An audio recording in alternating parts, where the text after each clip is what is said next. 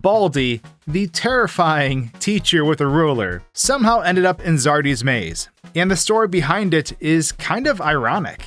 Hey guys, SwankyBox here, and welcome back to Horoscoped, where I love breaking horror games. And today, we're going to be talking about actually my horror game, Zardy's Maze.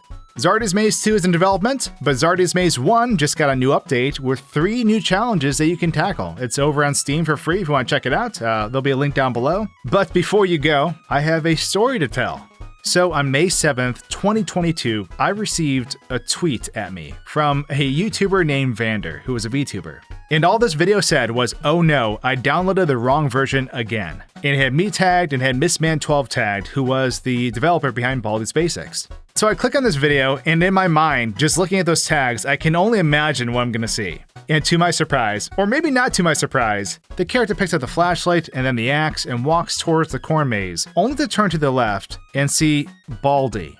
Now, this was not an edit. This was not a video edit. This was Baldi actually put within Zardy's Maze. And when I saw this, I just immediately started laughing. And I actually took to Discord and I sent MissMan a message showing him in the video. The reason why all this is sort of ironic, earlier in 2021, I could sort of pitch the concept to him about horror game villains switching games. And as a joke, we were kind of talking about potentially at one point switching Zardy and Baldi on like an April Fool's Day type thing. So you would have had Baldi dragging a giant ruler in Zardy's Maze, and you would have had Zardy, in his 8-bit glory, slapping his garden hoe against his hand in Baldi's Basics. Now, this was just a funny idea that we were talking about, and it really never moved forward that much. It had been several months, and if we were going to do it, we were going to wait until potentially like an April Fool's or something like that, and also to see if we could get other horror creators involved too. But when I saw this, I just immediately thought of that, and I sent it to him because a modder, Vander, had essentially sort of beat us to the punch. And overall, this is really, really impressive, and I want to tell you why.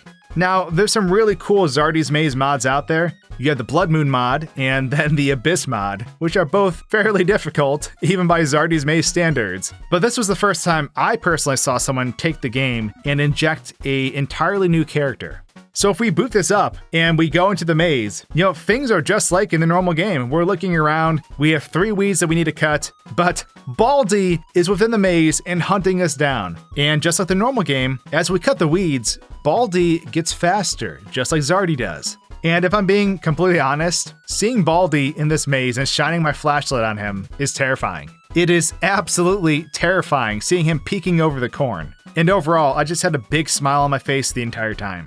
What makes this really impressive is the way that it was done. So I asked Vander how they exactly did it, because I had some ideas on how they may have done it, but I wanted to see specifically what their thoughts were and how they actually went about it.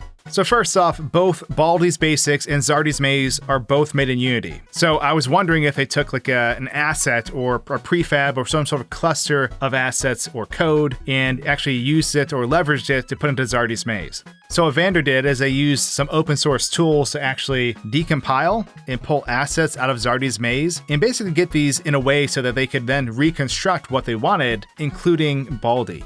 Modding Unity games is not the most easy thing. It's not very, intuitive or as easy as like an Unreal Engine game. Modding Unity games can kind of be a pain in the butt, if I'm being honest. And that actually mirrors what Vander said. They mentioned the real hard part is actually reverse engineering the code assets. If you ever want to mod a Unity game, you'll find it pretty difficult, as the engine compiles all the code into separate .dll files. And if the game already doesn't have mod support, it makes things even more complicated.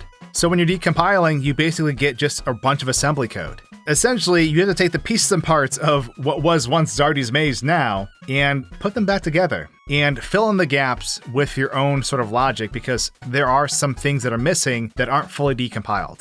So overall, I was very impressed to see that Vander had pieced these things back together in a working order. Now, it wasn't 100% perfect, but playing it was not far off. Now, when you're in the game, Baldi, of course, always knows where the player's at. He's very similar to Zardy, and he operates on the series of ticks, so that when he hits his ruler, he's going to advance towards the player, at least in a way that he can try to get as close to the player as possible.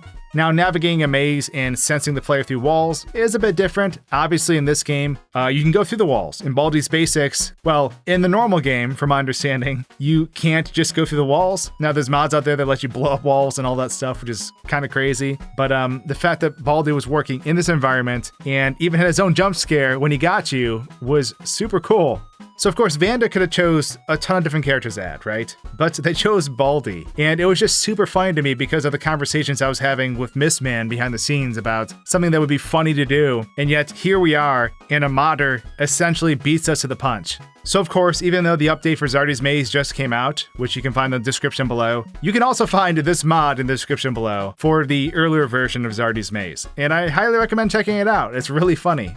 Now, in the future, I obviously want people to be able to mod and do all this stuff. I want to figure out a balance so that we could have mods in the future and that people are free to mod stuff. But at the same time, like, I had to figure out a way where I don't just send out the entire source code for the game, because realistically, then people can take different pieces and parts to it and inject into their own projects and sell their own things. And like, that's not something I want to cross. We spent a lot of time trying to make this, so I'm trying to figure out the best way to meet the fan base halfway so we can both have mods that people enjoy making, but also we can sort of, as a team, as a development team, sort of still retain the rights to the game. I know that might be weird to hear, but I hope some of you understand the reason why that choice is made. But with that said, I hope you enjoy both the update to Zardy's Maze and this really funny mod, as you can find both in the description below. Thanks for watching, everyone, and I'll see you all soon.